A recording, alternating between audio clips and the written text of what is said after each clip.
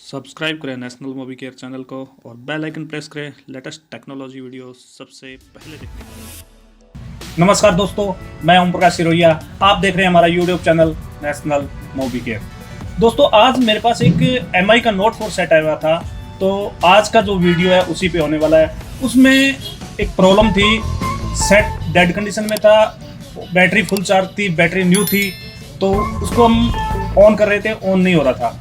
तो उसके बाद हमने उसको चार्जर से कनेक्ट किया, चार्जिंग पे आ गया सेट, और चार्जर कनेक्ट करने के बाद सेट भी ऑन हो रहा था।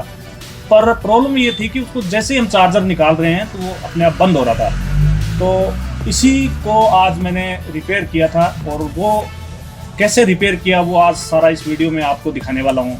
सबसे पहले मैंने उसमें एक वाइट कोर रेजिस्टेंस लगी होती है जो बैटरी कनेक्टर के पास होती है, उसको मैंने चेंज करके देखा। वैसे वो सही दिखा रही थी, लेकिन इन केस कभी कभी वो खराब हो जाती है, तो उसका मल्टीमीटर से वो सही बताती रहती है, लेकिन फिर भी उसको प्रॉपर काम नहीं करती। तो उसको मैंने चेंज करके देखा, उससे कुछ भी हमें फ़ायदा नहीं हुआ। उसके बाद मैंने उसकी PMI चेंज की, क्योंकि लगभग वाइट कोर रेजिस्टेंस और PMI से इसका सोल्यूशन हो जाता है। तो PMI को मैंने चेंज किया, तो उससे भी उसका कोई सोल्यूशन नहीं हुआ। तो फिर मैंने स्मेटिक की मदद से उसको प्रॉपर ट्रेस किया, तो उसमें मुझे मिला कि जो थर्मल बैट की जो लाइन होती है, बैट थर्मल, वो लाइन बीच में से कहीं से मिसिंग थी। तो उसको मैंने उसको जंपर करके उसको मैंने रिपेयर किया है इस वीडियो में। और उसके बाद जब मैंने चेक किया तो सेट एकदम प्रॉपर ऑन हो गया था। तो वही सारी चीज़ मैंने कैसे उसको रिपेयर किया, कैसे डायग्नोस किया और कैसे वो तैयार हुआ, वो सारी चीज़ें आज इस वीडियो में आप आराम से देखते रहें और वीडियो को एंजॉय करें।